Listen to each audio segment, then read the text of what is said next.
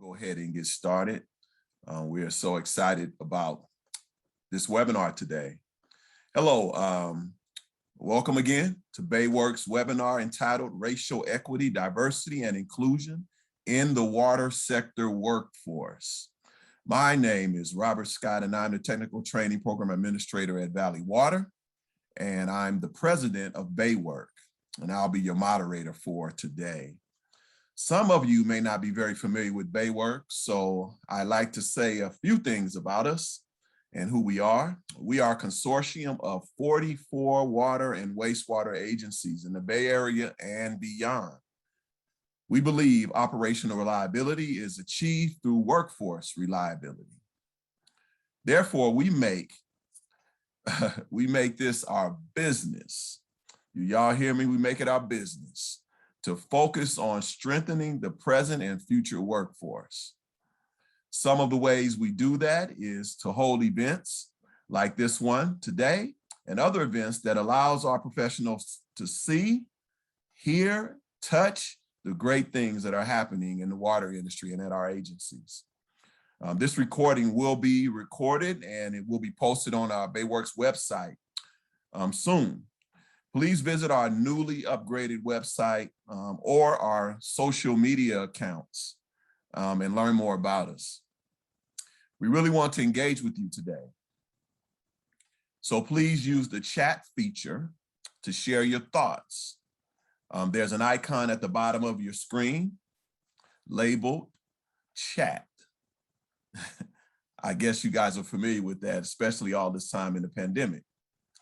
And I'm sure by now you do. In fact, I want you to use that chat right now if you can. I know some of you have already, but we'd like for you to put into the chat the organization you work for. We want to know who's here in attendance today. Also, there's another icon at the bottom of your screen labeled Q&A. Please use it to ask questions that you may have. We will monitor both fields and will address as many of your comments and questions as time allows. Near the end of the session, we will post a brief survey and ask you to complete it. We want to help take this survey to help us with our future events. And we also will send this survey via email. Now, it is my pleasure to introduce our wonderful panelists for today. We have with us Chelsea Boylard from the Equity and Inclusion Manager at the San Francisco Public Utility Commission, and Ryan Pedrati, who's the Water and Energy Education Manager at Sonoma Water. Also, we have Warren Whitlock, Manager of Office of Racial Equity, Diversity, and Inclusion at Valley Water. And we have Derry Moulton, Director of the Office of Diversity, Equity, and Culture at East Bay Municipal Utility District. And we have Sonia Stankina, who's the Director of Diversity and Inclusion at Contra, Costa. And again, I'm Robert Scott, your moderator. If you're just now joining us, we're asking everyone to put their name of the organization in the chat so we can know who's here. Our plan for today is to ask our panelists a set of questions about how they've been addressing racial equity, diversity, and inclusion at their agencies. Audience, feel free to put any of your questions, as I said, in the Q&A, and we'll respond to as many as we deem appropriate. So let's dive in and hear what our panelists has to say to us today. Question one. And I'm going to be asking Chelsea to respond to this one first. What has your agency done to address racial equity, diversity, and inclusion? Ready for short. Concerns. Great, thank you so much, Robert. And it's wonderful to be here with all of you today. So I wanted to start with, the San Francisco Public Utilities Commission has been working on issues of equity for a long time. The Public Utilities Commission passed 2 policies that have been really instrumental One being the environmental justice policy that was passed by the commission in 2009, and another being the community benefits policy passed by the commission in 2011, that have really focused on the SFPUC's relationship with low-income communities and communities of color who are impacted by our operations, and then developing programs in alignment with those policies. We also, over the years, have developed a series of programs focused on expanding access to contracting and employment pathways for underrepresented communities. But it's really in the last couple of years that there's been a really more explicit focus on racial equity and racial justice. In 2020, our commission unanimously passed a resolution condemning systemic racism and taking action to promote racial justice, which was pretty all-encompassing and touched on many different areas of the agency, both internal and external. And that resolution has led to the creation of several agency-wide working groups, including water, power, and sewer as human rights, contracting equity, COVID-19 response, and outreach and engagement, which is right now predominantly focused on internal kind of employee outreach and engagement. And then later that year in 2020, the agency developed and published its first ever racial equity action plan. This was in alignment with guidance from the San Francisco Office of Racial Equity and in alignment with legislation that had been passed by the Board of Supervisors. The plan really assessed and outlined priorities in 7 key areas focused on the agency's workforce hiring, retention, discipline, leadership development, organizational culture, et cetera. And so that has really been a core focus. In addition to the agency-wide working groups, the Racial Equity Action Plan is a core focus for our work right now.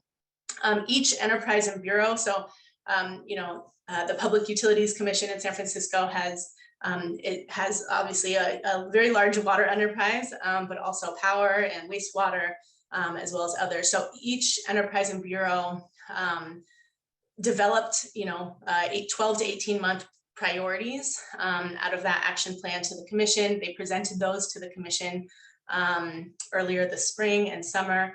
And those are priorities through the end of the current fiscal year, through the end of fiscal year 21-22.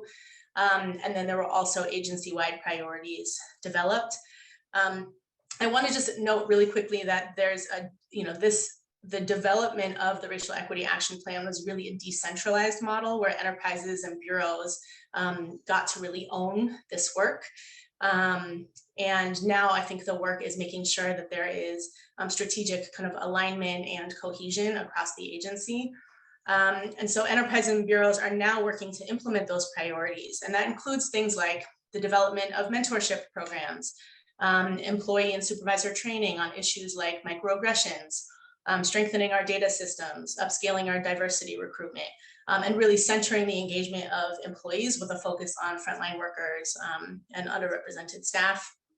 And we have a consultant now who's on to help us map and assess progress made on those priorities in the action plan, assess gaps, needs, and making sure that we're making progress where we need to, and as we've said, our priorities. I also want to note that we have a few racial equity tools that have been developed for the agency. One being totally staff-led racial equity resource library for employees to learn and engage. That is pretty awesome. We're excited about. And the other being a budget equity tool for the first time to help guide budget development for this coming year for new proposals.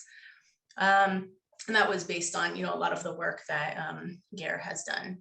And finally, I just wanted to note resources for implementation. We are really excited that we've been able to identify in the budget process several new dedicated staffing positions that are dedicated to advancing our racial equity work. As many of you, I'm sure, up until this point, there has not been any positions kind of dedicated to this work, including my own. So that is meaningful and exciting. And we also are bringing on a series of consultants to support with employee training, engagement, project management, analysis, and more. I think I will stop there. Thank you, Chelsea. Wonderful. We want to commend you guys on all the work you're doing. We want to give Ryan a chance now to answer this question. And Ryan, if you can, I know that the term GARE will come up from time to time. Could you explain a little so everyone can understand what GARE is all about? Great segue, Robert. First off, thank you to Baywork for hosting this and for including me on this panel. You're going to see I come at this from a bit of a different place. I am not a professional, as my colleagues are, in the equity, diversity, inclusion realm. I'm a trained educator. And so Sonoma Water is fairly unique in that we have an education program, and that's what I get to do. And our equity work is really grassroots. And I will just put a shout out. I serve on the Candidate Development and Outreach Committee here for Baywork. And so as you're most of you are aware, there's lots of great resources with this organization. So getting back to Robert's segue, I was one of Sonoma Water staff who attended a GARE training. GARE is Government Alliance on Race and Equity a few years ago. And so this was kind of an enlightening training for me because I learned that there were organizations statewide that are really diving into and centering equity work. And so I was part of a group after this year-long training that really what GARE provides is that centerpiece of how government institutions and policies have perpetuated and developed inequities, some intentional, some unintentional. And so kind of centering that place of government institution role in structural inequities was really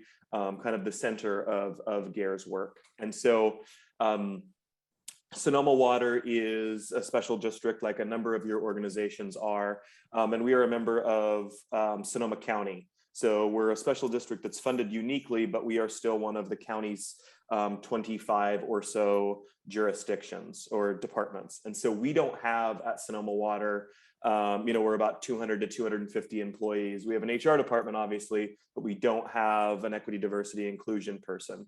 When we came back from this GARE training, there were about 12 to 14 Sonoma County employees that did this training. We kind of lobbied our board of supervisors to create an office of equity at the county level. And so that happened about a year ago, which was a great win, not only to have an office of equity at the county level, but to embed racial equity as a strategic pillar in the county strategic plan. What that allowed us to do at Sonoma Water as the county built up their strategic pillar was we formed a small work group of 25 to 30 staff members, and we built out our own process. And so the slide in front of you is we broke out that 20 to 25 folks into teams. And so we went through this process of kind of doing some internal training and learning collectively. And then our process is kind of funneled through these 5 teams. And so you can kind of generally see, reading through this, each team has a bit of a different role, but our recruitment and retention is really focused on taking an intentional look at the organization to ensure that we have representation across the organization, from our operations and maintenance to our office staff, to our environmental folks, really in filling out our equity team. Our internal communications team is really looked at sharing resources within our equity group because we're a learning community. That's like the first and foremost goal of our group is to learn and share resources. And so this internal communications team is sharing resources within our team. And now we're kind of starting to share resources throughout our organization. The next few teams, internal research, assessment, gathering, what that is really trying to do is that's centered really in our human resources budget part of the organization, which is really going to be where the rubber meets the road. They're going to be doing organizational assessments and hopefully implementing changes. There's a big picture team, which is kind of keeping all of this process in check. The other big piece of it is keeping leadership informed. And then we have an external research team. And so that's a group that's going out and seeing what other water utilities are doing, but also what other equity work is taking place in jurisdictions across the United States and seeing how we can bring that and apply it to our organization. And so next slide, please, Robert. Our outcomes for these teams may differ. You know, as you all have probably have different levels of experience with this kind of work.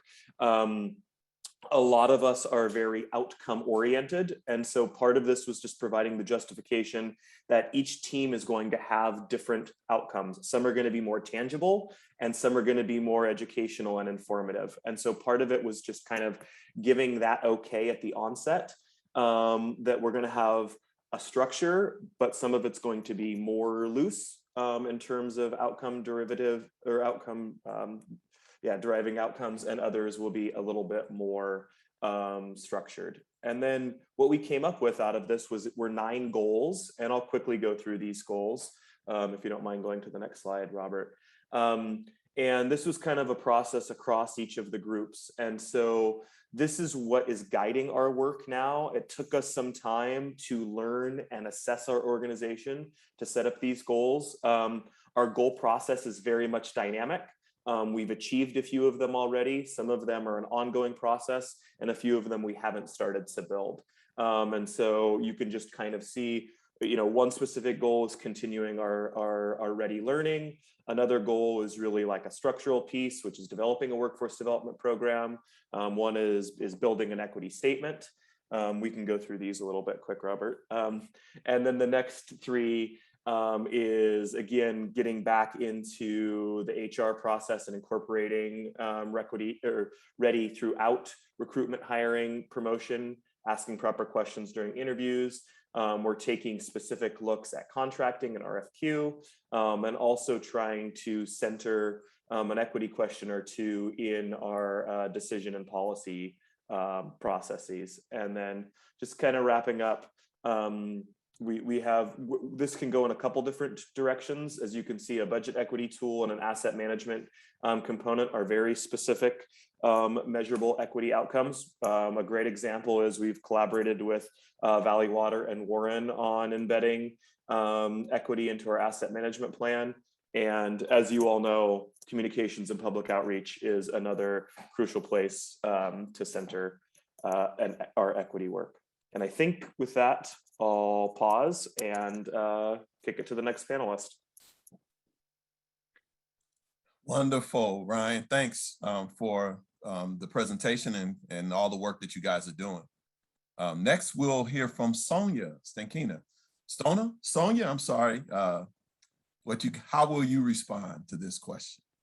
Okay, thank you. And you'll share my slide. I know, Robert, thank you. So the first thing I think that's important to say before I provide an overview of what the Contra Costa Water District is doing is to take a step back. And, you know, we've already heard from 2 different presenters, and what struck me is that every organization is different. We all have our own personalities, our needs, and our cultures. And so what is working for our agencies and our approaches are different and will differ at other organizations as well. And so at Ccwd, we are focusing on diversity and inclusion. We made a strategic decision to not lead with race equity, though there is a component of that interwoven into what we do. So I will be focusing on the D&I aspect of Ready. So the first thing we did was develop dedicated staff. You know, we heard Chelsea talk about that. That's very important. And so we created a D&I department with budget, goals, objectives, and staffing. We then formed an employee comprised D&I advisory council and 3 separate D&I site committees. We have 3 major work locations, and there are up to 7 individuals at each of those 3 sites. And then we have up to 9 individuals who staff the advisory council. So that represents 30 employees, or, you know, D&I ambassadors. And we are a workforce of about 300. So that represents 10% of our workforce who are on these employee comprised advisory groups. We selected a D&I consultant through a competitive bid process. We also completed a rigorous data collection and assessment process, including a voluntary employee survey. And this is the first time for our agency, and certainly I assume that's the case for many other agencies, where we are focusing on the business strategy of D&I or READY. And so asking our employees to voluntarily share how they feel, what their knowledge is, what they've experienced in these areas, was very, very new. And out of our 300 employees, we had about a 71% response rate, which was really good to establish baseline information. Next, we conducted D&I related training, education, lunch and learn events, listening forums, and GM town halls. We really wanted to outreach to our employees and make sure that they had ample opportunities and, in different ways for two-way exchange of information. We issued a monthly Dni Journal, which is a 2-page newsletter. We intentionally keep it at 2 pages because we want to increase the likelihood that employees will actually read it. And we formed a Dni Journal committee of employees to help drive the content. We also innovated with an SOP, a standard operating procedure, to mitigate bias in hiring. And that specifically in our recruitment and selection processes. And from the 1 year that we have been following these SOPs, we have seen a measurable improvement in our workforce composition from 24% BIPOC workforce to 26%. So we've seen a 2% increase, and I'll elaborate on what BIPOC is. It's an acronym that stands for Black, Indigenous, and People of Color. So in just 1 year of implementing this SOP, we have again seen a 2% increase in our BIPOC community for our workforce. And then lastly, we have developed a strategic 5-year D&I master plan with 6 focus areas. And those areas are leadership and development, employee life cycle, organizational culture, procurement and supplier diversity, education and outreach, and communication. And the master plan will be presented to our board of directors on October 20th. So just, in a few weeks from here. And we will, of course, have it posted on our website if anybody's interested in taking a look at that. So that is a real quick overview of what we've done in this area. Thanks, Robert. Thank you, Sonia, for the great presentation and all that wonderful work that you guys are doing. All right, our next panelist who will respond is Warren. Warren, how do you respond to this question? Well, thank you, Robert, and thank you again for Baywork for inviting me and all the other panelists. Yeah, so I'm going to be really brief. Not that we are not doing a lot of Valley Water, we are, but a lot of what we're doing has been mentioned, in some of the programs and procedures that other folks have mentioned.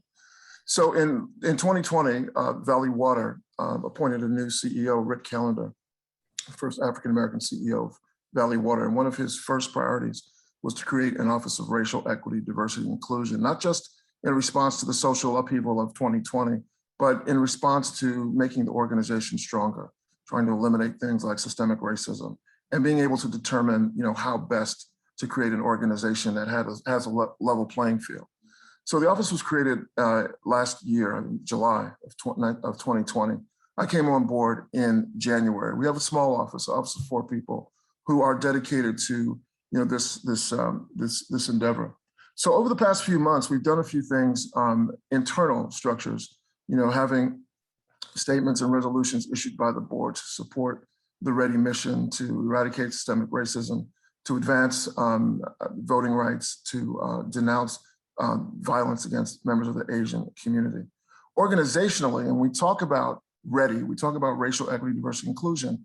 Organizationally, you have to recognize that it's about a culture change, and it's about a process that isn't a checkbox activity, but it takes a few years to change the culture.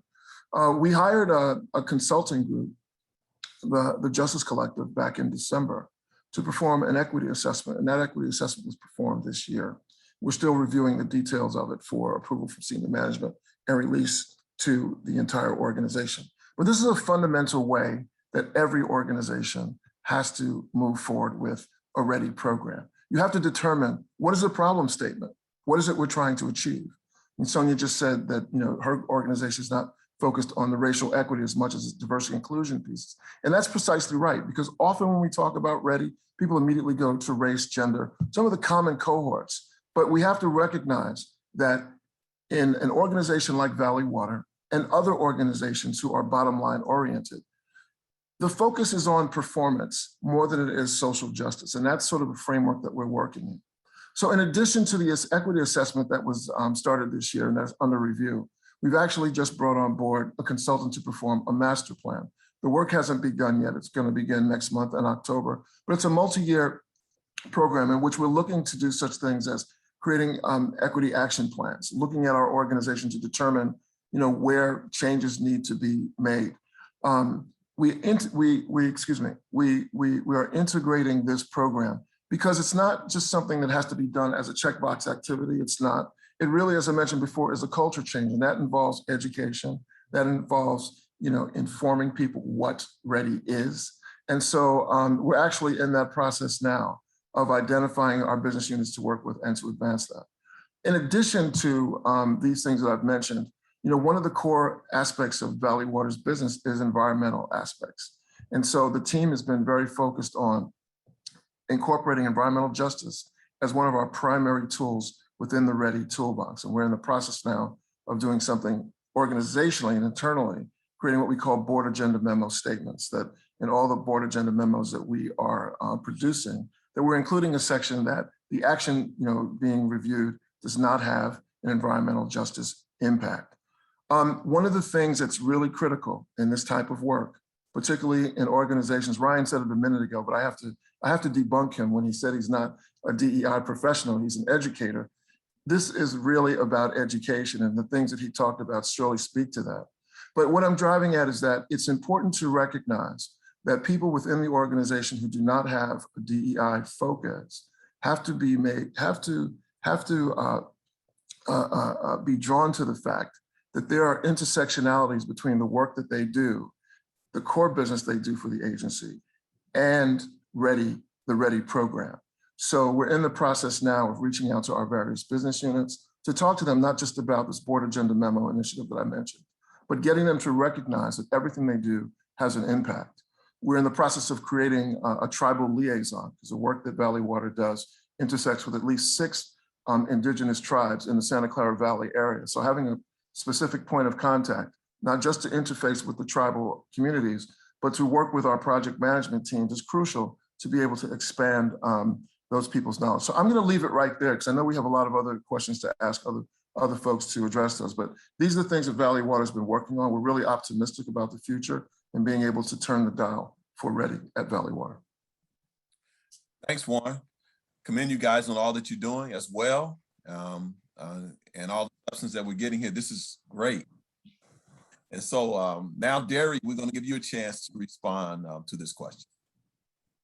Yeah, thank you. And it's great to hear everything that our colleagues here are working on. And I think it's representative of the fact that throughout the Bay Area, there is a strong necessity for us to be addressing these issues. I think the diversity of our communities it warrants that we pay a close, shine a deeper microscope on what we're actually dealing with. And so one of the things for East Bay Mud that triggered this was actually prior to the killing of George Floyd, our board actually engaged our staff in looking towards building a strategic plan for diversity and inclusion. And one of the items that they specifically identified was that as most of our agencies, we have master plans for a lot of different things, but we did not have one specifically to address issues of diversity and specifically inclusion as well.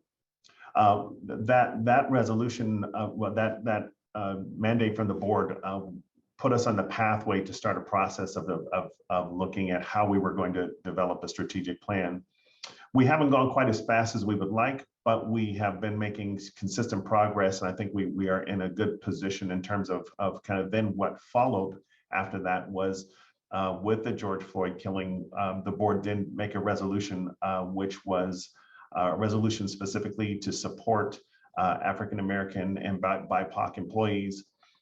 It outlined 8 justice strategies that they wanted us to follow, and those strategies ranged everywhere from listening to the voices of Black and Indigenous employees, people of color in the district, also to work on our partnerships with our law enforcement agencies that we partner with and have communication with them and have some dialogue about how they were handling justice issues overall and how that intersection between us and them works.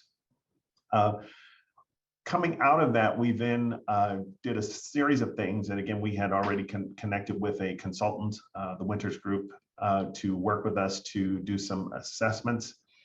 They began working with us to do a series of assessments, which ranged from interviews with our key stakeholders to assessments that were given to all staff and focus groups. A variety of things happened. What our district then began to do was work on how we would then start addressing the work on this, which resulted in us creating a new office, which is our Office of Diversity, Equity, Culture. And this office was formed by us bringing together 3 existing departments that were working on different aspects of this work. One was our Diversity Inclusion Office, who oversees our affinity groups and our diversity committee, which is a committee of employees that represent each of our affinity groups, but then also key stakeholders throughout the organization. Second was then the Contract Equity Office, which has a great longstanding history here at East Bay Mud, entering their 35th year of existence as an entity to work on our overall contracts and procurement diversity. And then we also included our Employee and Organizational Development Division, which is focused on a couple of real key items that work with this. Number one is training. As again, a lot of our training that is around diversity and inclusion will roll out of this office. And the other major thing that this group is focused on is organizational culture. And so when we talk about inclusion specifically, really the big key to how we're going to address that is how we're going to actually work on work culture and integrate inclusive leadership as part of that process. The third thing that this group works on is organizational values and the implementation of those values. So these 3 groups have been brought together to create our new Office of Diversity, Equity, and Culture, which is now centering most of our work here. So in terms of the racial equity approach and how we're actually developing a strategic plan for diversity, equity, and inclusion is as I mentioned, our consultant took us through kind of a multimodal current state assessment to look at how we're doing in terms of perceptions of diversity and inclusion in the organization from employees, how we're actually, what our HR data looks like in terms of where we are in our overall diversity, and also what our retention numbers look like in terms of disaggregating that by race and gender as well. So that gave us a good baseline of data to begin looking at our strategies from. The other part of our work with the consultant then was the consultant also had us put together a team of core team, which is a team of stakeholders throughout the organization from different departments, different divisions, different levels of the organization to work together to be trained around the issues of racial equity, what they mean, what they actually look like, and how can we implement racial equity as a process throughout the organization. So that resulted in 40 individuals being trained in a hybrid of the GARE model, which Ryan mentioned a little bit earlier. That model is now being used by 5 pilot project teams that are looking at 5 specific areas. And that is number 1, hiring and recruitment practices. Number 2, our overall employee mobility, our promotions and retention practices, looking at contracts and procurement, looking at how we're engaging with capital improvement projects in our communities, and then finally looking at our overall community engagement processes and how are we engaging the community overall. These 5 areas are also being integrated into our strategic plan. And our work, as mentioned by everyone else, is really centered on how we're going to consistently build structures and address systems that may have, in one way or another, unintended consequence, or they are not friendly toward employees or prospective employees coming into the organization. So those are our key focus areas that we're addressing right now. And again, the most significant thing in all of this is just having a data-centered approach toward being able to take data that we're getting from these resources and continue to pull that data as we're going forward to continue to build programming around that. Thank you, Derek. And again, commend you for all that you're doing. We want the audience to feel free to type your questions into the Q&A. And we actually have a couple questions that we'd like to address now relative to what you've shared so far. This question is for you, Ryan. How do you include equity into your asset management plan? Someone asked. Good question. The short answer is we haven't yet. It's one of the goals that we've highlighted as something that we want to do. What I'll share is we have a few years ago just started an asset management planning process. We're contracting with Corollo, a consultant, to help guide us through that process. And actually, I'm going to defer to my colleague Warren, because when we reached out to Corollo to say, okay, so we're going through this equity process, how do we go about embedding equity into our asset management? They said, you know, you should probably check with Valley Water because they're a few steps ahead on this. So I'll let Warren, if you're comfortable, take a better crack at this, because we've identified it as this goal is currently aspirational, I guess, and we're working through that process.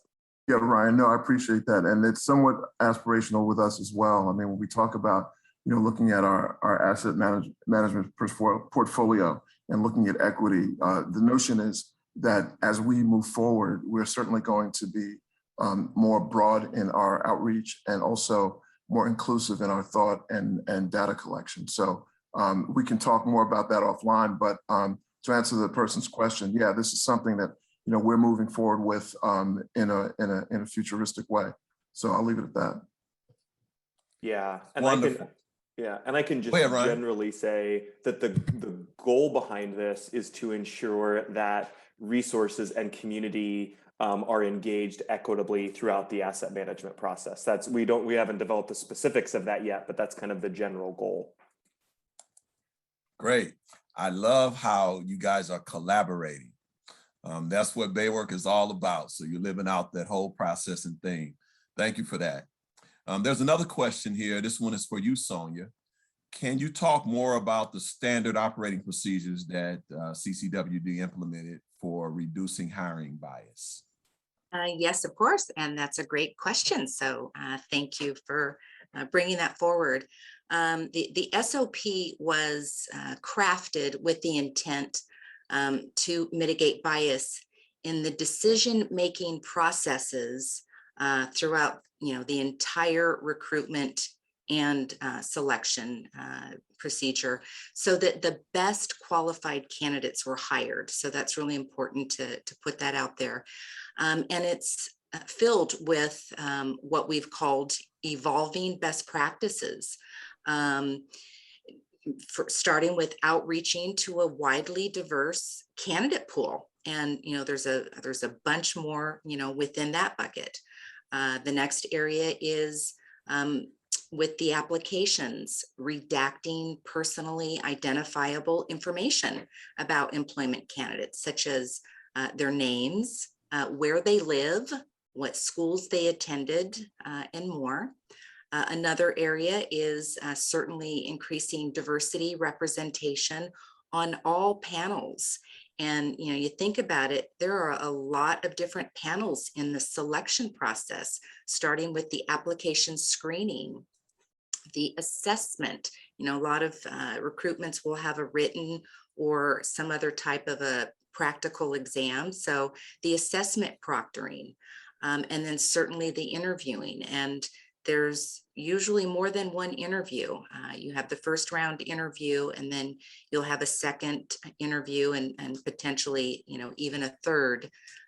So throughout the interviewing process, another item that's contained in the SOP is ending the practice of discussing candidate qualifications between the candidate interviews.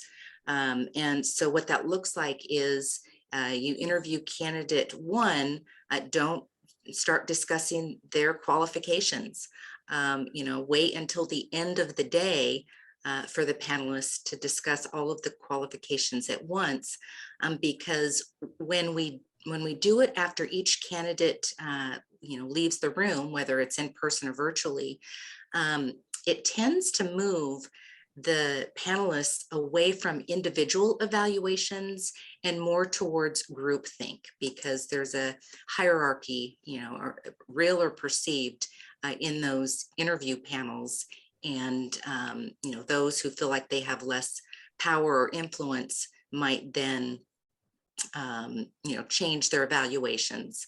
So those are just some of the things that are in our SOP, and I'm happy to share it for anybody that wants to reach out to me. I'm happy to share that document. Thanks. Thank you, Sonia. We have another question here, and any of the panelists can respond. This person says, we are a small district and forming a small committee to start implementing DE&I into our office. Any recommendations for first meeting topics aside from creating a mission statement? Any of you can chime in on. Well, I would say one of the first things that you can begin with, especially with a small committee, is rather than a mission statement, is the question of how do you want to assess your current state? And I think being able to assess where you are, and again, that can be done without a lot of resources, because that can be done with focus groups for your employees. It can be done with interviews with employees, looking at your HR data to again do kind of an examination about where you are. What do your diversity numbers look like? Do you have challenges with retention? Again, if you're seeing spikes in hires of women or minorities, but then those numbers, even though you're consistently making hires, your aggregate numbers aren't increasing, it must be there's some level of retention challenge there. So being able to start with just being able to assess where you are before you craft a mission statement is really, really critical. And again, I think there's a lot of methods you can use that don't require a lot of external work. It's nice if you have an external person to do it, because in some ways people accept external resources as validated data. But if you can put together a team that can actually start assessing that, that's a great way to start. Yeah, I'd like to jump in on that as well, Robert. I cannot agree with Derry more on that point. Prior to our D&I efforts at Contra Costa Water over the past year, we started our program a year ago. Before that, if somebody were to ask me for a reference on a trainer, somebody to provide training on any ready topic, I'd say, oh yeah, here you go. No longer. I would do exactly what Derry says. Before meeting topics, before training, you really have to understand your organization and where your organization's needs are. And so an assessment is absolutely critical to understand what it is that you're trying to address. Thank you both for your. I would, Go ahead, Warren. I'm sorry, I would just weigh in really quickly. You know, certainly what was just stated is absolutely correct, but I would really put an emphasis on doing an independent assessment, because often, you know, people within the organization don't have a safe space to really, you know, talk freely. So having an independent assessor, if you will, would be a really good tool. And I understand, Barry, what you said, that you could, you know, do it internally. Doesn't have to, you know, cost much money, and I agree.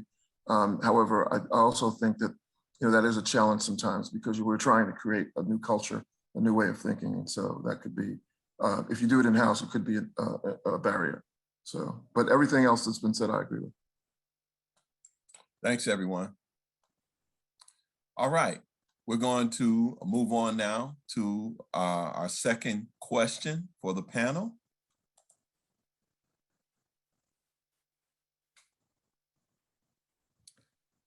Have you determined anything that works to promote Ready? Please elaborate, and we'll start with you, Warren. Yeah, I'll go back to the fundamentals. As I said a little while ago, you know, Valley Water's been blessed by having a CEO who has a vision for what he'd like to see within the organization. And that is critical. You know, when people ask questions about how to, you know, jumpstart a program, you have to have, you know, senior leadership buy-in and commitment, and not just with the CEO or one person, but certainly with senior leadership. They all have to be, you know, relatively, you know, on board with, you know, what the end state is and what they're trying to achieve, defining that problem statement. So that's worked very well for us. You know, doing an assessment, as I mentioned earlier, you know, even though we haven't finalized that particular process, is also a critical measure. But one of the things that we find in the organization is that, you know, there's a really high level of understanding of the importance of Ready throughout the organization. People look at it as not just, you know, a priority for the leadership, but they also look at it as important for the organization. And so those two things, you know, are really very, very key. And then, you know, having an organization, not just an individual, but an organization that is focused on, you know, a Ready mission, and having that organization have ready access, if you will, excuse the pun, to senior leadership, because that dynamic has to work extremely well too.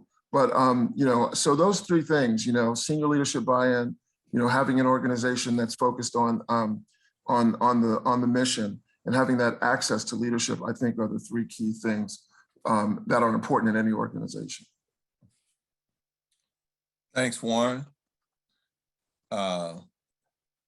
Derry, can you respond to the question?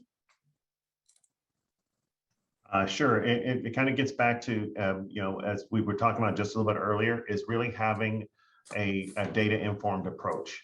And part of that is that it gives you two opportunities. As number one, you get a chance to talk to people about really what's going on in the organization. And you know, one of the best ways to make sure that people are bought into process is that they have some ownership in being able to state what we're actually dealing with. And so part of our approach to that is, again, we went through kind of a comprehensive approach to getting our data, which resulted in a cultural audit that has been part of our guiding document and working forward, looking at how we're drafting out our strategies to move forward.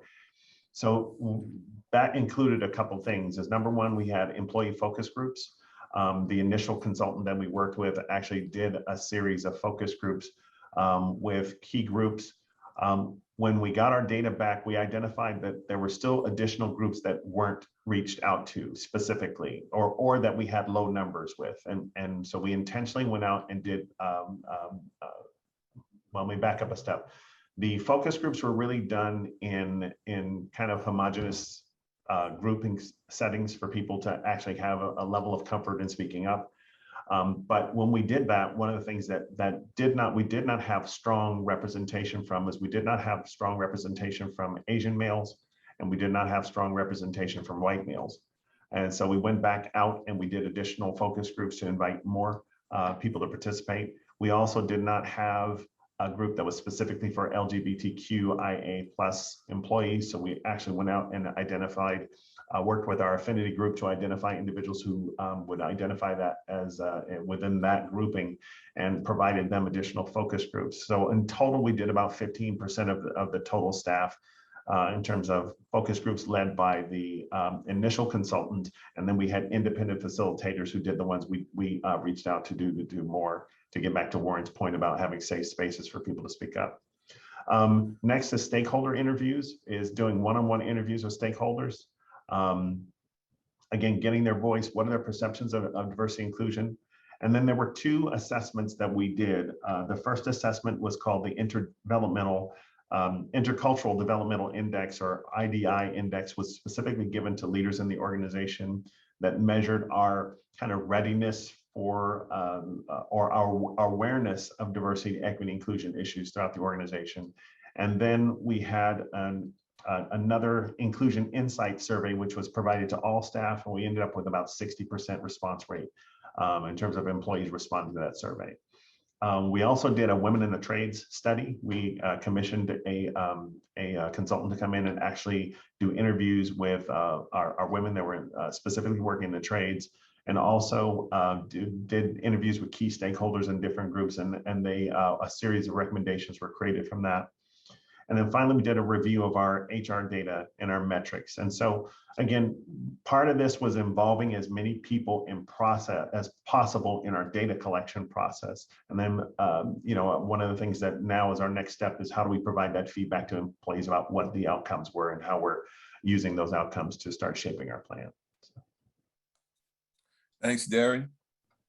Sonia, can you respond, please? Yes, of course. Thank you. So we've heard some wonderful things already. And so as a prerequisite, absolutely, the assessment of the data has to be done, understanding the organizational needs, and absolute clarity about why we are doing this, what the intent is. And so all of those are prerequisites. So the next step for us, first and foremost, engaging our employees at all levels within the organization has worked well. We know that people buy into that which they help to create. And so, employee engagement is the essence of diversity of thought and inclusion of people and ideas. So to transform our culture, we needed employees to contribute in large part, for them to create our program and chart our path forward. And there are a lot of different ways to do that, such as forming a diversity council, site committees, employee resource groups, affinity groups, ad hoc work groups, and more.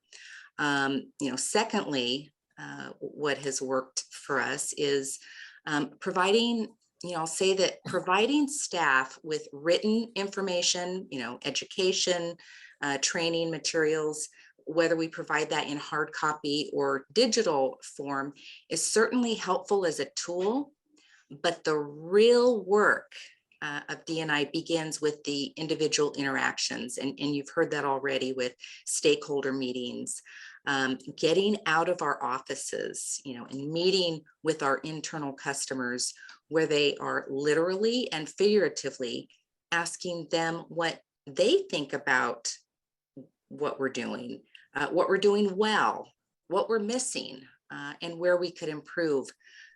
Some employees may be ready to share, and that's wonderful, encouraging. For others, it may take time to build trust, but keep at it, because when these employees finally do speak up, the rewards of feedback are great. And so, in summary, what has worked for us is the realization that that has to be a group, or it has to be a grassroots effort where employees know genuinely that their individual voice really does matter, even the dissenters. We want to know what they're thinking. We can't read their minds. We want to know what their objections are, so that we can make adjustments to address those instead of ignoring them. And so this type of messaging to employees takes different forms.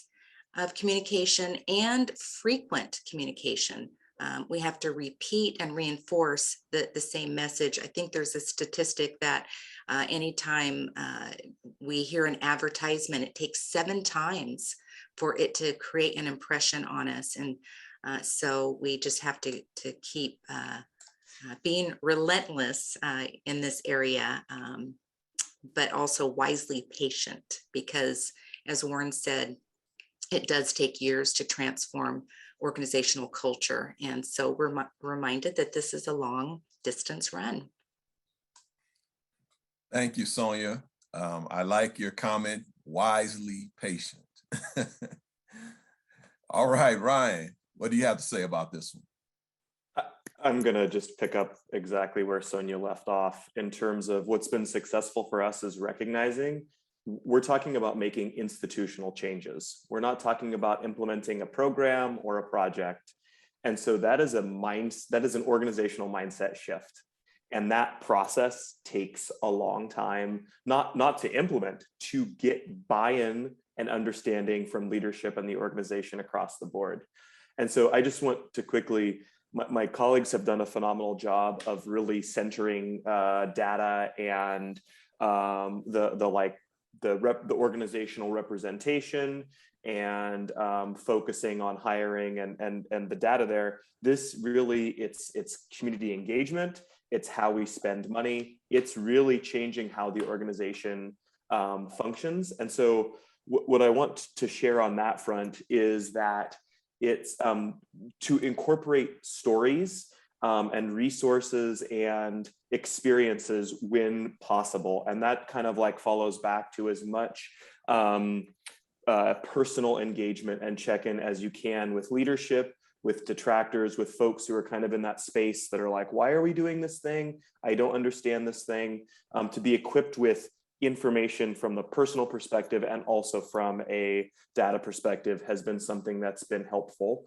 I also would just want to share that kind of in that buckets of data and resources, this really is a group effort. And so at Sonoma Water, we're looking at our colleagues at the county and our corresponding county departments, meaning that there can be great resources we've gleaned from Health and Human Services departments or the roads department who have implemented certain things. One of our colleagues at Regional Parks is a couple steps ahead of us in terms of incorporating EDI into how their program works. Obviously, what we're collaborating here with other water utilities is really essential, and that there are resources out there from organizations like GARE, as we've alluded to.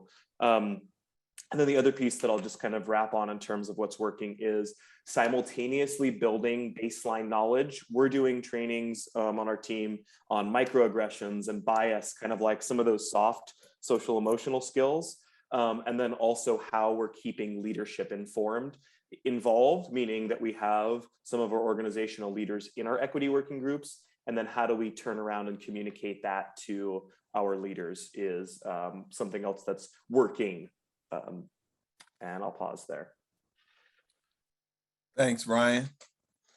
Chelsea, can you chime in on this, please? Yes, indeed.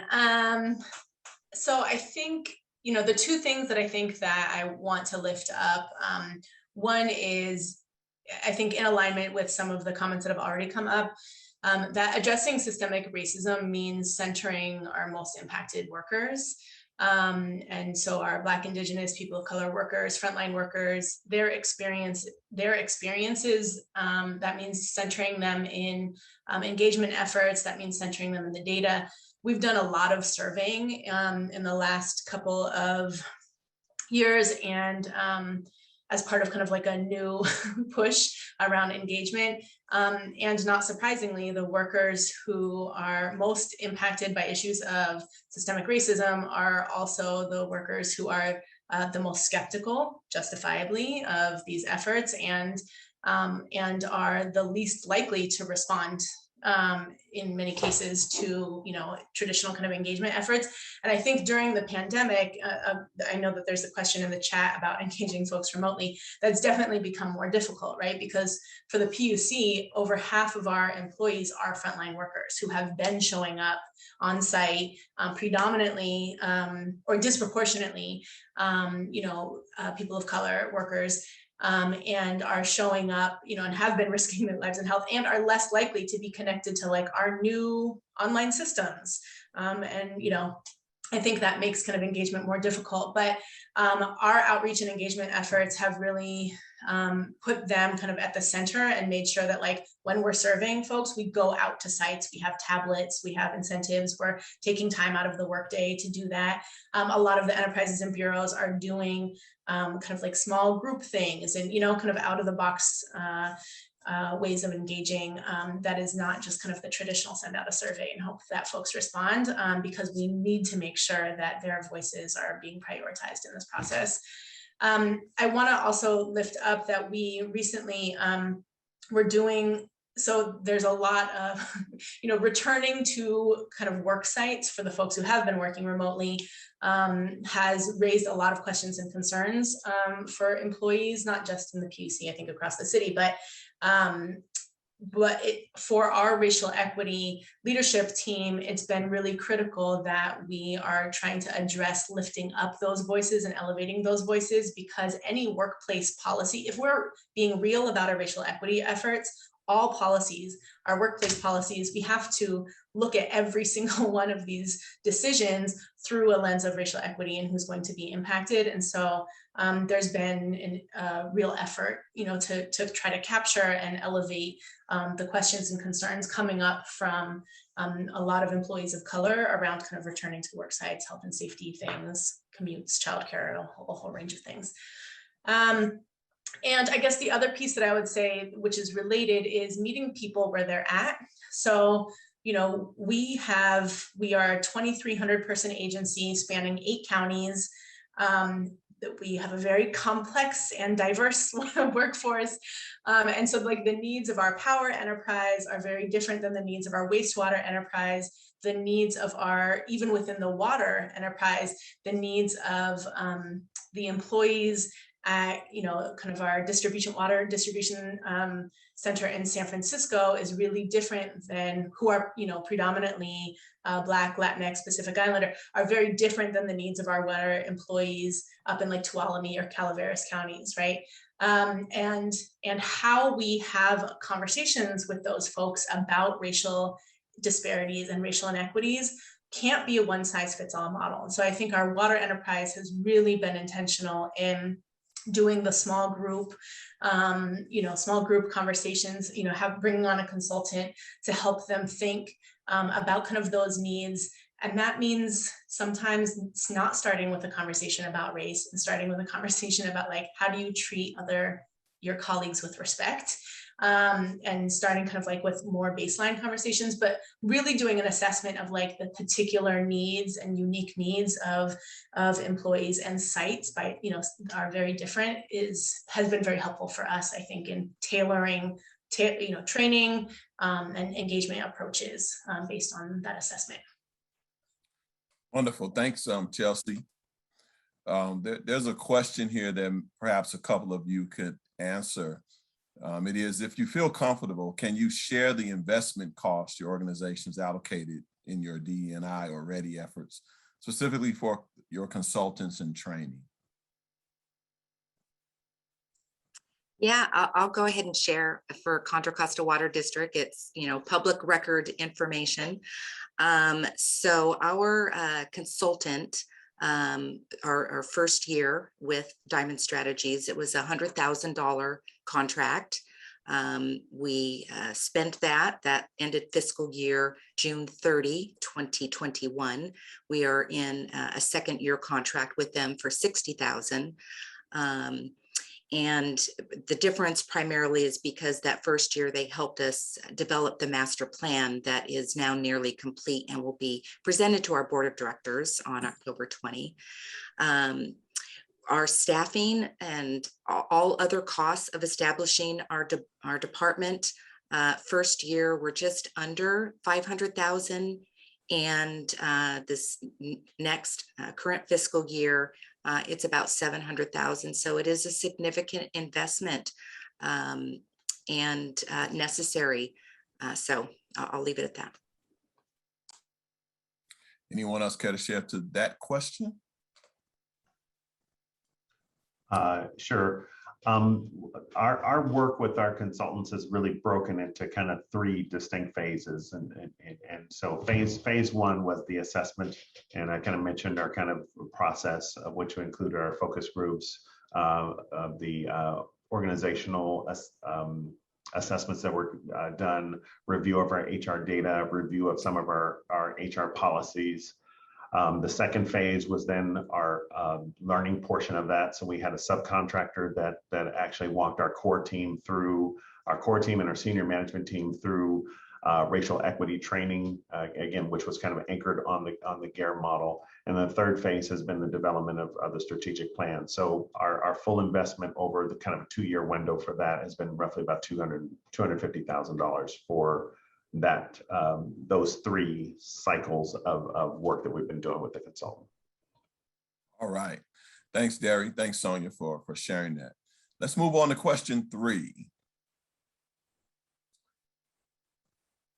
And this question, some of you kind of addressed a little bit, but you may want to say a little bit more. What challenges are you facing in addressing ready concerns? And we'll start with you, Sonia. Okay, thank you. So I will let all of the attendees in on, a little inside trading information when we were preparing, when the panel was preparing for this webinar, and we were talking about this question. We, kind of laughed and said, well, gee, how long do we have? There are a lot of challenges. I have been in public sector human resources management for more than 20 years. And I will say that this work over the last year with our D&I program has been the most challenging of my entire professional career. So there are a lot of challenges. I'll talk about 2 of them. The first is that communication through chains of command within our organization has been a big challenge. Understandably so, the topic of racial equity, diversity, and inclusion is highly sensitive and can be quite emotional for many. And from my personal experience, I found that for most people who are not members of the BIPOC or LGBTQ+ communities, that they are oftentimes noticeably uncomfortable discussing ready issues. As I mentioned earlier, our workforce is 26% BIPOC. And in case anybody joined us late, BIPOC stands for Black, Indigenous, People of Color. And so at Ccwd, we are challenged to equip our leadership team, which begins with the frontline supervisor, to work through the discomfort of having these conversations with their staff. They need help, and we're in the beginning throes of providing the tools and the skills building opportunities that our leadership team needs to have these uncomfortable conversations. And I want to draw a clear distinction between comfort and safety. We certainly want to create environments where people feel psychologically safe, with clear ground rules in having these types of discussions. So psychological safety is different than, discomfort. I like to use the seatbelt as an example. A seatbelt is for safety, but it might be uncomfortable. So those are 2 different things. And then the second challenge for us is the fear factor of change. Just, basic change management 101. It's real, it's valid. People are understandably concerned about what's going to happen, how they'll be affected, what new demands will be placed on them, or what they may lose. And so we need to respond with empathy and honest answers, even if the answer is, we don't know the answer. that builds trust, and that's absolutely the necessary foundation for this work. So the challenges for us are effective communications throughout our organization and fear of change. Thanks so much. Warren, can you comment, please? Sure, I'd love to. I agree with everything that Sonia said. For me, and I think for my team in Valley Water, the biggest challenge, I believe, has been the pandemic, right? And not being on site, trying to stand up an organization via Zoom. That's been tremendously challenging. And that's unique in and of itself. When you look at, again, the promulgation of a READY program, the challenges of getting people to understand what this really is, right? And being able to create the safe space to have people engage without feeling a sense of, retaliation, retribution, feeling uncomfortable or seemingly not to be seen as, with it, right? Or in the mode. The third thing is, and I don't mean this as sort of an indication at Valley Water, but organizations in general, when people make the decision, a leader makes a decision to adopt a READY program, oftentimes leadership does not understand the universe of issues that this work entails. Because as I said earlier, and I think, my colleagues on the panel will agree, when you mention diversity, inclusion, equity, people immediately go black, white, male, female, breaking down in these cohorts. And it's not just that, it's much more expansive. So, those are particular challenges that exist. And as I said, at Valley Water, I think that we have, good understanding of the importance of this work, but then, connecting the intersectionality between those folks who do the core business of Valley Water with READY, that's the learning opportunity that we are engaged in. So I'll leave it at that. All right, thanks so much, Warren. Chelsea, can you comment, please? Sure.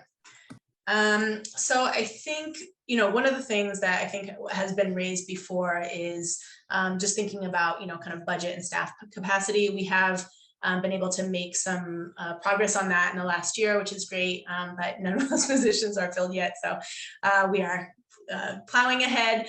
I think also, I think this is in alignment with what some of the other panelists have spoken to, but keeping up kind of momentum and hope.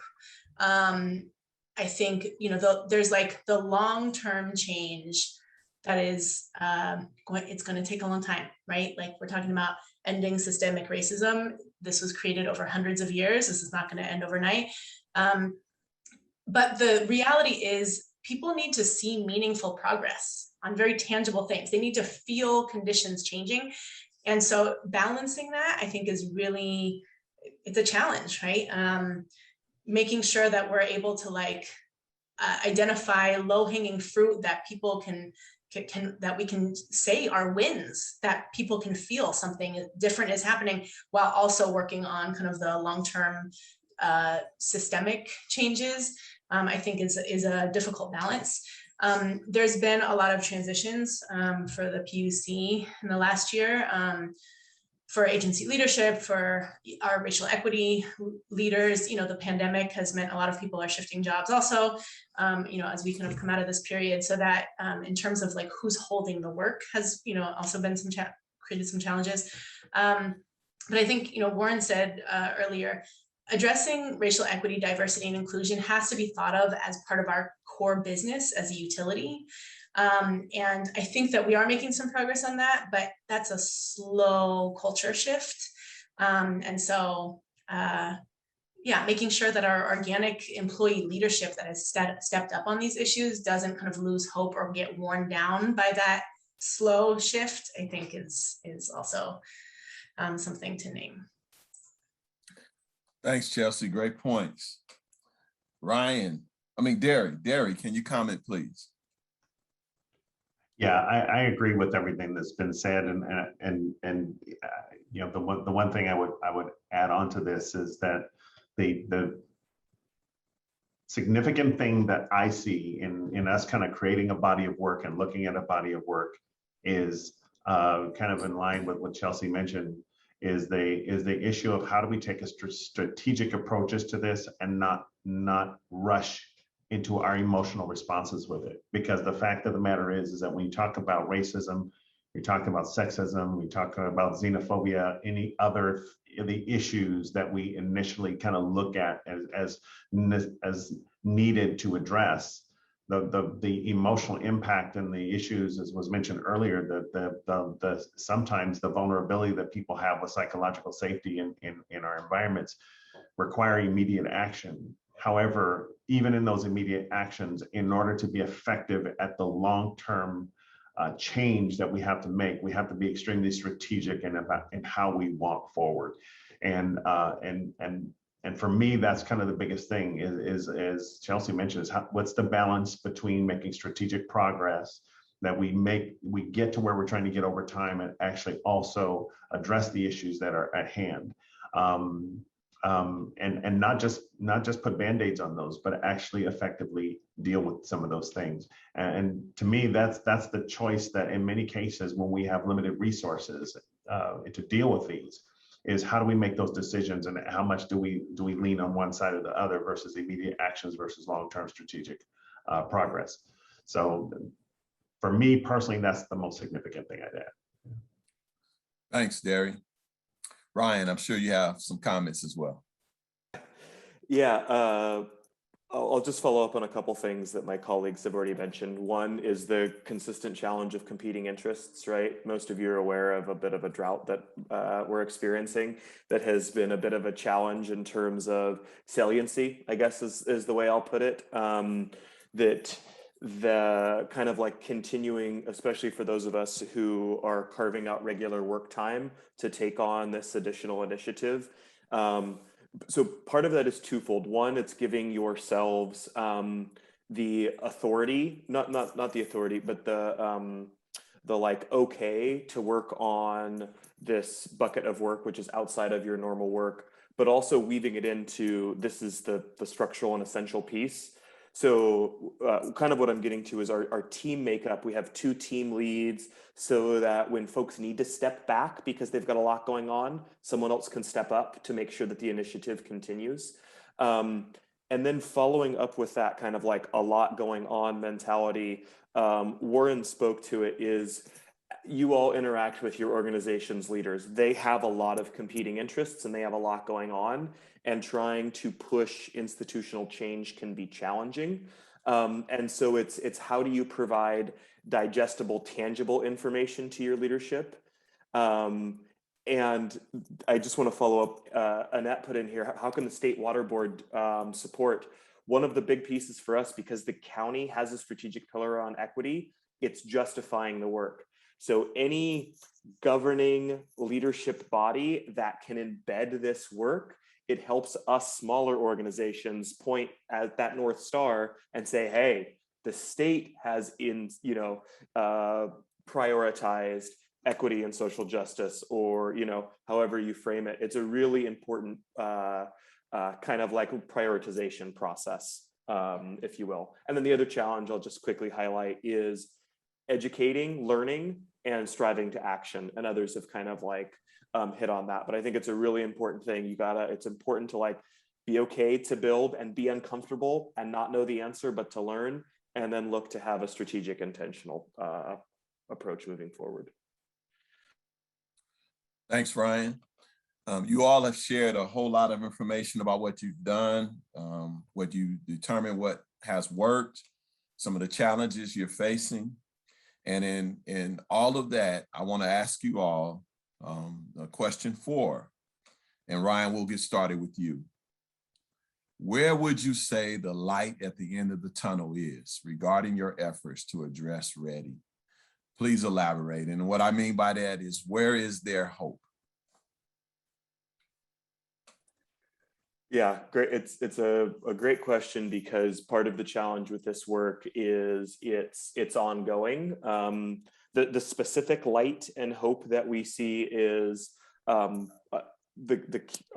local county developed a strategic plan last year. Sonoma Water organization is developing a strategic plan next year. So our specific light is that the 9 goals that I showed earlier, those get woven into our organization's strategic plan. That is one of our large goals of our work moving forward, is to embed it in the organization's operational process. Thanks, Warren. All right. Ryan, I'm sorry. Warren, you're next. I said your name too soon. But Warren, Okay. Yeah, can you thanks, shed Robert. some light on this question? Yeah, no, obviously. Thank you again. And I would sort of echo what Ryan said with regard to, having these principles woven into sort of the corporate mission statement. And I think, as I talked about earlier, Valley Water is sort of at an earlier stage than these other organizations. But certainly, I think one of the indicators of moving the ball further afield, for us is, addressing the issues that have arisen, say, in this equity assessment that I talked about earlier, and having some movement on those items in a future assessment. I think that would be a really interesting movement, if you talk about light at the end of the tunnel. And the other thing is, the work of the master plan consultant that we have engaged,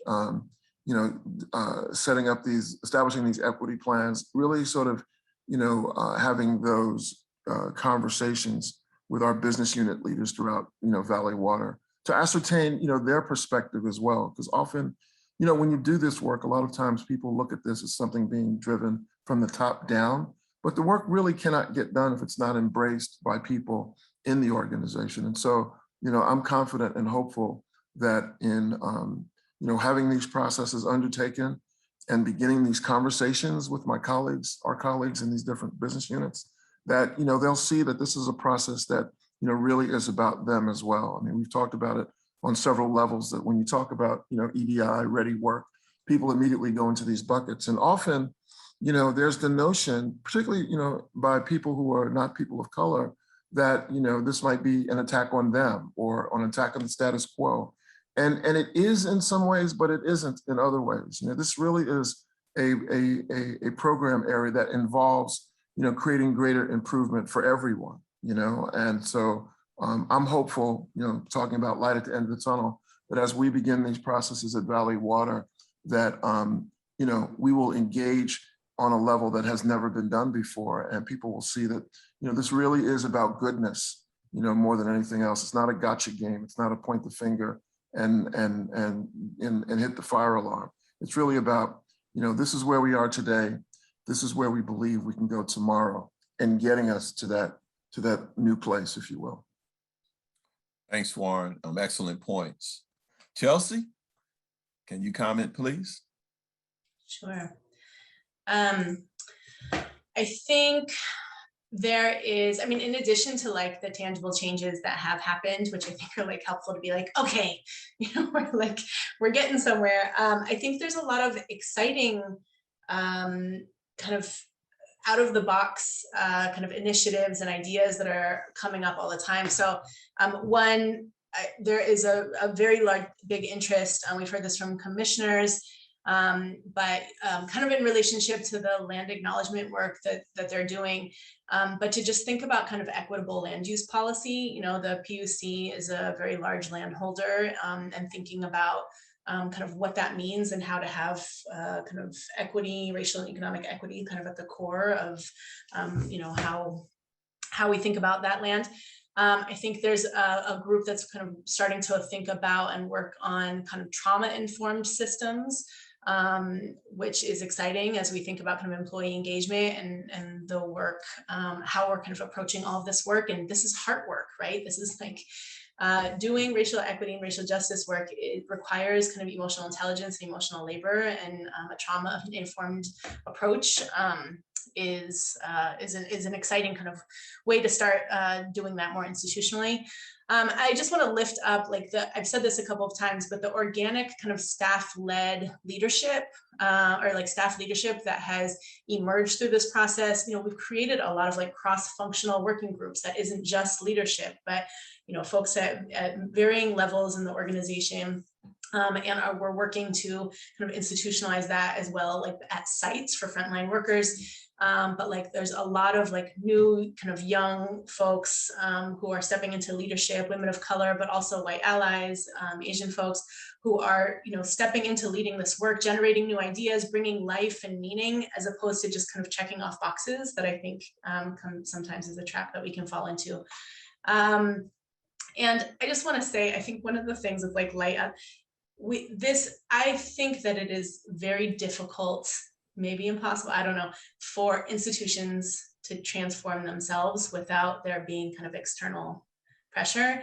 And so I'm very grateful to the people and communities who are constantly holding us accountable and holding our feet to the fire outside of the PUC, because it forces us to be better, to keep our eye on the ball, to keep making the changes that we need to make. And a lot of the work that we have done in the past that's kind of been racial equity focused has been externally focused on community, and we are just, I'm grateful to those folks for continuing to kind of put the pressure on us to do the right thing and show up in the ways that we want and need. Thank you, Chelsea. Great perspective. All right, Derry, can you comment, please? I think the light for me in our team is that we our new organization that's been formed, our new department, has put together some really great resources in terms of the team that we have to be influencers in the organization. And I think one of the things that this represents is our organization's leadership willingness, the willingness of our senior management team, the willingness of our board to be supportive and to consistently ask us, do we have everything that we need? The other thing with that is that we have existing diversity committees and existing affinity groups with, again, great individuals that are parts of those teams that are very open and very willing both to provide feedback and to roll up their sleeves and be engaged in this work, which kind of gets back to what Chelsea mentioned in terms of having some opportunities for grassroots efforts to really take root, and because those become the foundation of any kind of lasting change. So we have really some great pieces in place. I think in all of that is also to then even be grateful for the resistance that we do have, because open resistance becomes easier to deal with indifference. When there's indifference, you think you're doing great and you don't have anybody with you. But when you have open resistance, you know what the target is, and you know who to talk to, you know who to build bridges with, who to start cultivating, who to start helping understand what it is that we're dealing with. So I think, so in terms of those things, I think those are the things that I'm excited about. So. Thanks, Derry.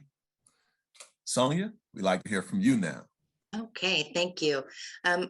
Before I answer it pointedly, I want to say this is such a great question, because, we have to pause and realize that what we are all doing, and I'm not just talking about the panelists, and the moderator, and I'm talking about those who are attending as well. What we're doing in this area of READY is historic, at least for my organization. We were founded in 1936, and we are on the verge of having our first master plan be presented to our board of directors on diversity and inclusion, which is a proven business strategy. So the work we're doing is historic. And so I have a lot of hope in our master plan. We had more than 1/3 of our workforce contribute to its development. We have union support.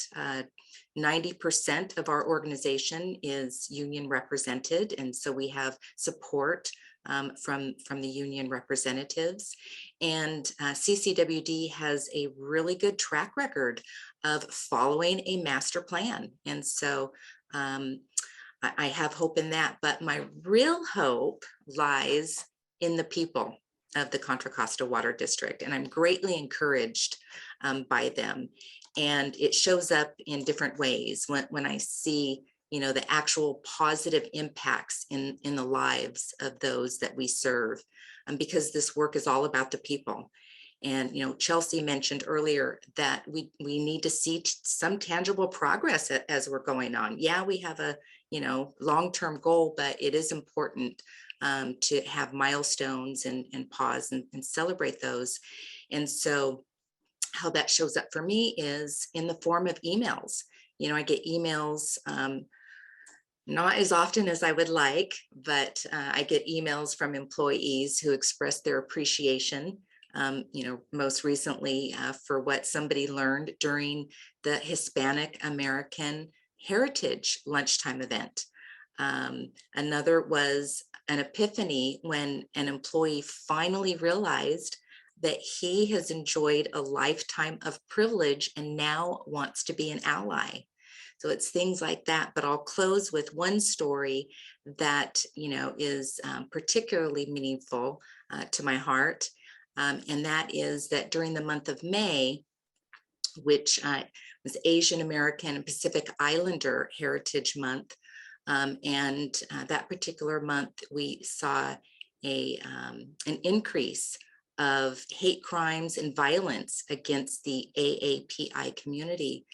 And our general manager issued an all-employee email to stand in solidarity and support the AAPI community. And we provided some resources. And there was an employee at our organization who is Asian. And this individual shared with me that during their entire CCWD tenure, they never felt as welcome and as included and an important part of the organization as much as when they read that email from the general manager. The employee had tears in their eyes, expressing how much it meant to them in what we're doing and with the general manager standing with them. So that's my light, and that's what keeps me going during those hard days. It's all about the people. Great, Sonia. Thank you for your perspective. All right. I have another question for you. We'll start with Ryan, and then we'll move to Chelsea, and then the others of you can chime in if you feel led to. Have you noticed any changes, cultural, relational, procedural, etc., in your organization in the last few years, which you attribute to your efforts to address READY? Yeah, I'll provide kind of two anecdotal stories that I think help convey some of the change I've seen. One is the kind of how conversations are changing, I guess, if you will. And really at the heart of that is, and I'm kind of circling back to a question that Elizabeth put in here about current barriers for diverse candidate pools. In engineering, for example, it used to be, we just don't have diverse candidate pools, and then left the conversation end there. And so instead of being confronted by a challenge and leaving it, now we're having conversations about developing a workforce development plan, where we're exposing young people to careers in the water industry, where we're talking about meaningful internships and job shadows. And so it's and that's not just being led by our equity group, it's being led by staff who are pausing and reflecting on ways to come up with solutions. as opposed to just like having excuses, I guess, if you will, or letting the challenge just kind of run itself. And then the other anecdotal story I'll have is in a similar vein. We have sewer overflows. We run a wastewater district. And so not derived from our equity group, but colleagues saying, our responses and our focus is on certain neighborhoods with overflows and not these other neighborhoods, and starting to ask those questions of like, is our response times the same? Are we working to invest in infrastructure the same in each of those places? So having really like organic, thoughtful conversations about our processes. And so it's not like a top-down approach, but the folks who are in the organization, who are working day to day, are starting to consider a different way to look at some of these structural policies that have unintentionally led to different outcomes. That's great. That's great, Ryan. Chelsea, can you comment, please? Yeah, I think, because the PUC has been doing a lot of the external kind of facing work for many years now. I just want to lift up, I know Emily Rogers-Farr from the Southeast Community Center, SFPUC, was on earlier.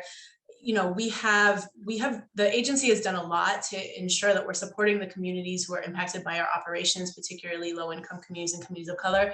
So I just wanted to give a shout out to the Southeast Community Facility team who are working to develop this incredible, beautiful new facility and asset for the Bayview Hunters Point community and make sure that we are kind of addressing needs there, which is a historically Black neighborhood for folks who are not familiar.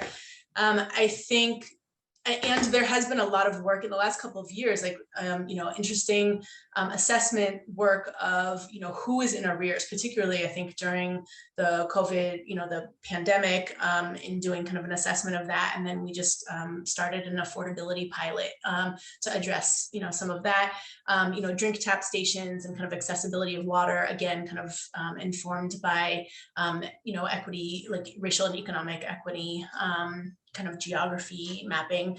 I think really, though, I talked about culture change as a challenge.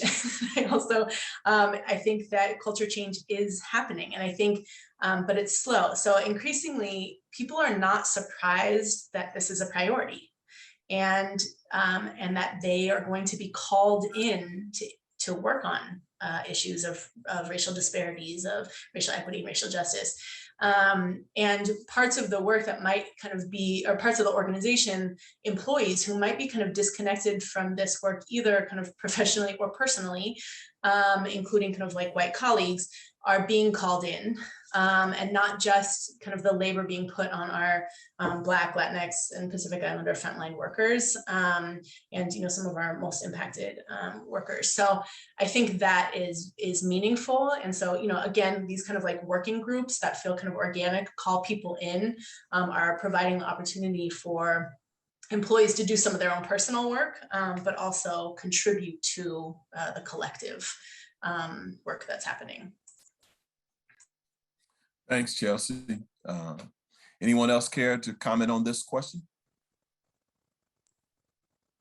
I'll go ahead, Robert. Thank you.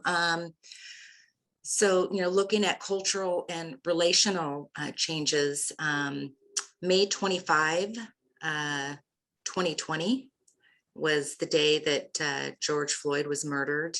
And we have a standing management team meeting every Monday morning at first thing in the morning.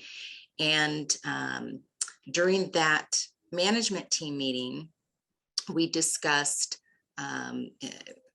peaceful protesting, and because obviously we had employees who felt very strongly about what happened, as we saw.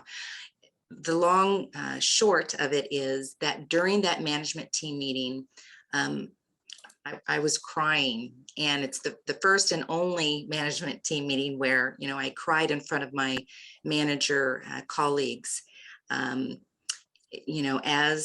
a Black woman, and seeing what Mr. Floyd went through, was very impactful to me. And so after that management team meeting, our general manager reached out to me by phone to check on me, make sure I was okay, ask if there was anything that he could do.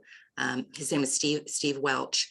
And we heard earlier that in order for these efforts to work, we have to have leadership at the very top of the organization who is championing these efforts. And so, for our organization, the cultural and relational changes started with Steve Welch in saying this is what we're doing, that this is the vision. And so I'm very grateful to that. And I wanted to make sure that I mentioned that. That's great, Sonia. Thank you. Anyone else? Yeah, I'll say similar to Sonia.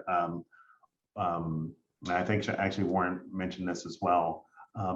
Our general manager, Clifford Chan, is relatively about a year into his position here.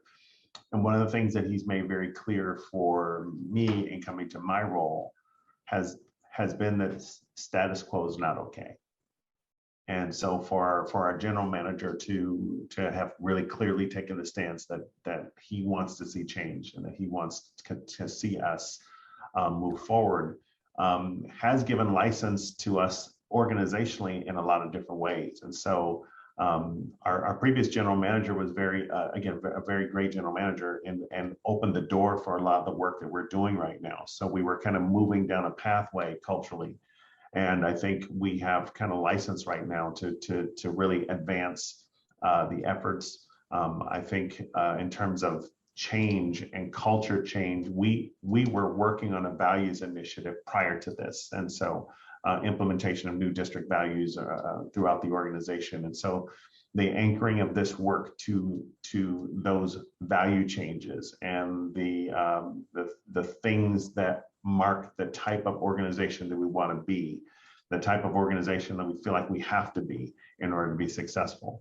I think those are kind of the steps in culture change that I feel like we're moving forward with. And I think that also opened the door for us to consider having our training and development arm of our organization actually be part of this initiative, to be focused on inclusive leadership, to be focused on inclusive language, to be focused on some specific things. And I think we're seeing a lot of that advancing us as we're continuing to go forward. So I think we're seeing people have the recognition of that this is not kind of flavor of the month. This is actually the direction that we're going in organizationally. People understanding that there's a space for them to buy into it, that there's some simple individual commitments that they can make to help us cultivate and build from just talking about values to actually taking the next leap of seeing change in a larger scale. So I'd say that's kind of where we are. Wonderful, Derry. Robert. Warren, I'm sure you got some comments here. Yeah, I do. Thank you for the opportunity, Robert. So I would say in the year that my office has been in existence, the things that I have seen, even though I've been here less than a year, are illustrative, I think, of how the program is being inculcated into the entire organization. So I have a couple of anecdotes. One is, I've been getting calls and emails from folks in various business units who have sincere questions about what they can do to increase the diversity pool of open jobs that come about, and this is something that they've never done before. A couple of folks have said to me that they wouldn't have thought to have asked this question in the past because they didn't know how well it was received. And these are non-minority folks who are actually contacting me. We have been really good. I have a really good team of folks who work with me, by the way. And one of the things that we've done recently is to institute an unconscious bias training for managers and supervisors as a way of sort of introducing folks to the D&I world.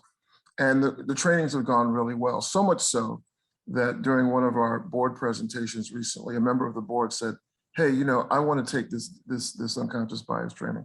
What can we do? And that has actually generated some buzz, within our board. So the other third thing is, one of the challenges I think that we have at Valley Water, and I think other organizations on the panel do as well, is, in the hiring process, creating hiring boards that are diverse, with people who bring different perspectives. And so in recent, months, our HR team has actually done that. They've actually, reached out to, managers and supervisors and folks who are diverse, who have never had the opportunity to be on these panels. And so those are just a few examples of how, the dial is changing, if you will, and the organization is leaning forward with regard to ready.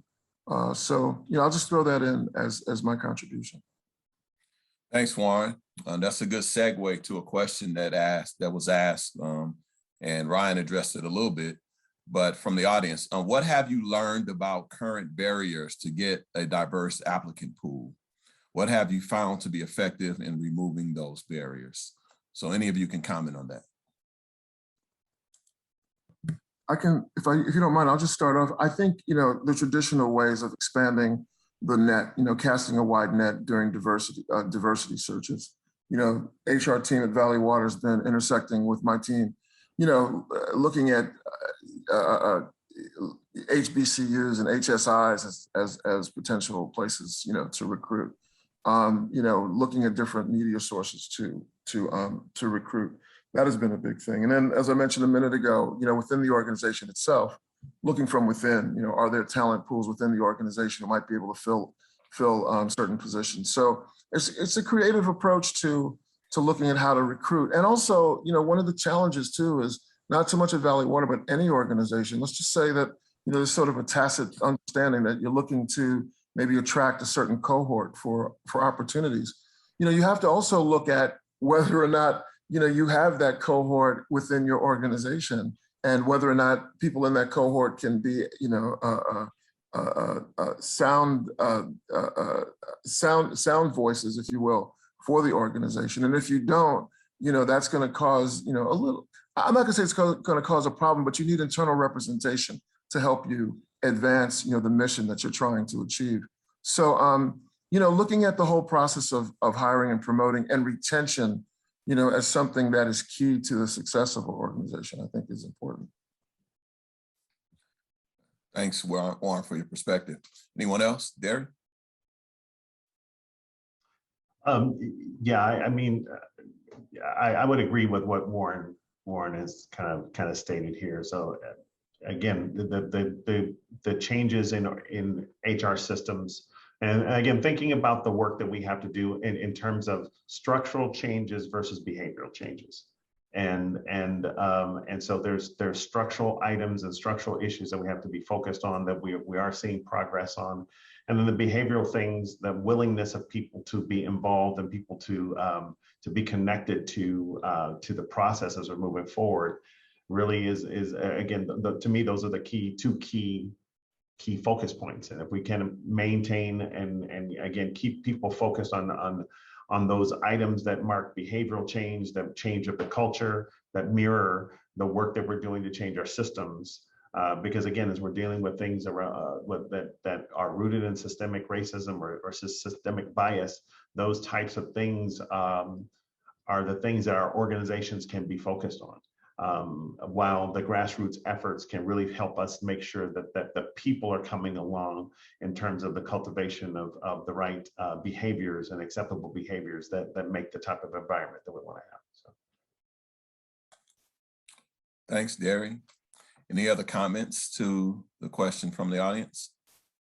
The one other thing that I would just add, in addition to kind of what Warren and Derry just spoke to, is also we're doing it. This is not just the PUC, but kind of citywide. I think there's an interest in looking at and reviewing kind of the minimum qualifications for various classifications, and just being like, what are the actual qualifications that we need for these jobs for people to be successful, and what are there particular qualifications that might be included in these MQs that are actually kind of not necessary, and putting up barriers for a more diverse applicant pool. So that's something that I think is an ongoing process, and not just in the hands of the PUC, but something that we're particularly interested in. Okay, great. Anyone else?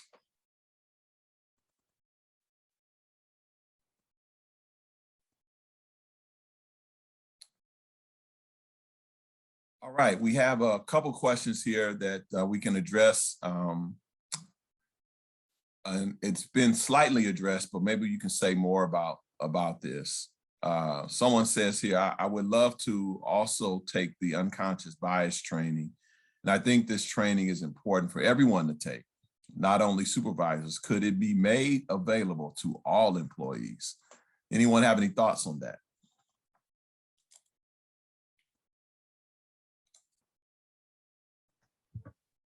I'll respond since I weighed in. Yeah, of course it can be tailored for staff in general. In fact, I think we're planning to do that at Valley Water. But again, my perspective, and I think all of us would agree, unconscious bias is one, small aspect to the entire field of DEI. So what I'm also advancing at Valley Water is, a baseline DEI course that folks can take or should take or must take. We haven't quite figured that out yet, but I think it would help, as we talked about earlier, give people a pretty thorough understanding of the panoply, the universe of all the things that DEI encompasses. Okay, great. Any other thoughts?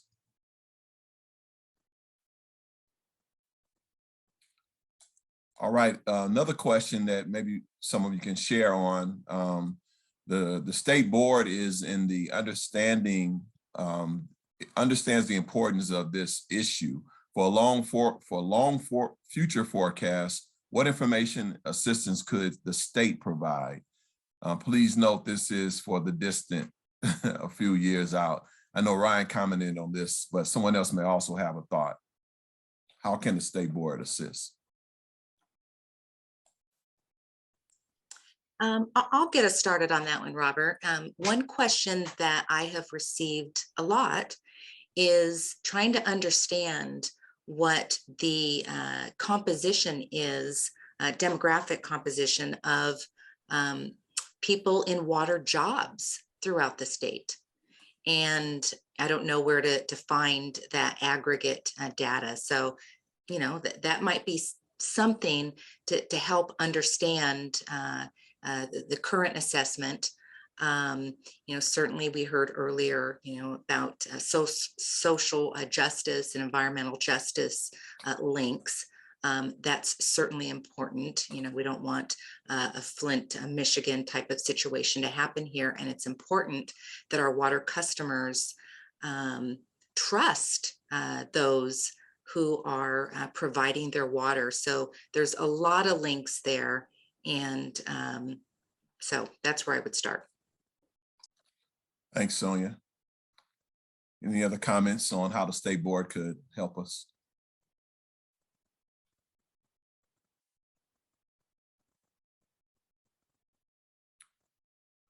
All right. Well, we're wrapping up. We're getting close to finishing here. We want to encourage everyone to complete the survey in the chat. And then also I want to ask the panel thoughts that you'll like to share. Start with you, Chelsea. Final thoughts. I swear I prepared for this.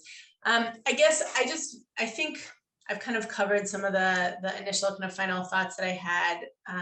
Where transforming systems is some of the hardest work there is. And I really appreciate getting to be in conversation with all of you and to continue to build with you all and learn from you. I think the kind of balance around, making smaller tangible changes that people can see and feel while pushing for the longer term, bigger and harder challenges is something that is continually at the core of kind of just like what's guiding me right now. And I think, the biggest tragedy there would be is if we did a lot of assessments, we being the broad we, did a lot of assessments and created a lot of plans and like nothing changed, right? And so I think kind of accountability to employees and to communities of color is really kind of what's lighting a fire under me right now. And I just need to be real, the PUC has been a leader historically on a lot of these issues, but this is also an inflection point for our agency and maybe for the industry. It's like there's a lot of protests, a lot of kind of movement building around in response to George Floyd's murder. And I think we have to all ask ourselves, are we going to continue to work to change real conditions, or are we going to like kind of confirm the justifiable skepticism that so many hold about whether or not this is just a fleeting moment? So that's also kind of driving me, and I think driving a lot of my colleagues, but appreciate Baywork and all of you. Thank you. Thanks so much, Chelsea. Warren, any thoughts? Yeah, thanks again, Robert, for putting this together and for inviting me to participate on behalf of Valley Water. As was just said, yeah, this is an inflection point, with regard to how we do our business and how we, work in a society that is diverse and take advantage, if you will, of all the talents and skills that people bring to the table. Diversity is our strength as a nation. It's our strength, in living our lives and doing what we do. So having a broad perspective on ways to do our business and recognize that, we have to identify and address the things that have sort of kept us back or been challenges in our society and commit to making society better for everyone. So, I think the resources that are here on this panel, I'd love to, be able to, network with all of you, as we go about our work at Valley Water, and looking forward to, whatever ways that we can support your work, Robert, at Baywork. But again, benchmarking our successes, sharing our best practices, and, achieving, this goal of diversity, is a really wonderful objective. And so hopefully, as we move forward, we'll have more stories to tell, more successes to relate, and, move forward with this agenda in a way that can be not just a leader for the Bay Area or California, but perhaps for the nation. Great. Thanks, Warren. Sonia. Okay, thanks. So I will, in a few words, look back and let's look back and see that where we are today, it took us hundreds of years to get to where we are today. And I heard somebody say, just because you stop digging doesn't mean that you're out of the hole. So I would just say that, I appreciate everybody who invested 2 hours of their time. I mean, that's a big time investment. And so collectively, we all need to work to fill that hole up. So that's what I'll leave everybody with. And thank you again, Robert, for doing such a great job in setting this up and facilitating it. Thank you, Sonia. Ryan, any final thoughts? Yeah, I'll just kind of wrap with a recap. The providing yourself the space to dive into social emotional learning and trauma-informed care is what I would just support us all to do as we dive into these this work, and that helps with the why, the educational piece of why we're doing this work, and then it also helps prepare for the how, which is the nuts and bolts of how this work actually gets implemented. So that would be my wrap. Thank you so much, Ryan. And Derry, any final thoughts? Yeah, I mean, there's really that this all breaks down for me kind of three simple things is that number one, we got to commit to continue to grow.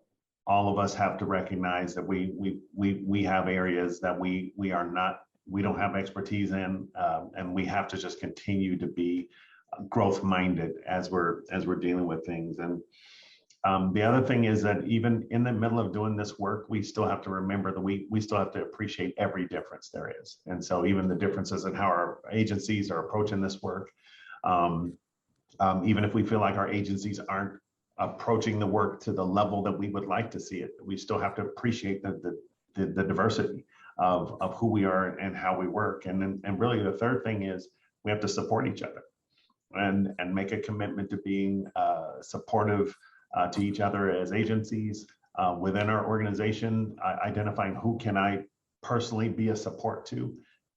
If we continue to do those things, that's how this work gets done. So that's what I would kind of put out there. Thanks so much. And I want to thank all the panelists, Chelsea Boylett, Derry Moten, Ryan Pedrati, Sonia Stankina, and Warren Whitlock for sharing your experience. We really appreciate you being here today. I think this was very insightful. And we want to thank all of the attendees. Thank you for coming. We want to remind you that there is a link in the chat for you to complete the survey, and also you will be receiving it via email. And we just thank you all for being with us today. And we want to invite you in to continue this great work that we're doing. Understand it's a long haul, as many of our panelists have said, and we got to keep digging, as Sonia alluded to. So thank you all for being with us today. This concludes our webinar for today. Look for it on our website in a week or so, and we'll be posting the recording. So thank you all once again, and have a great rest of your day.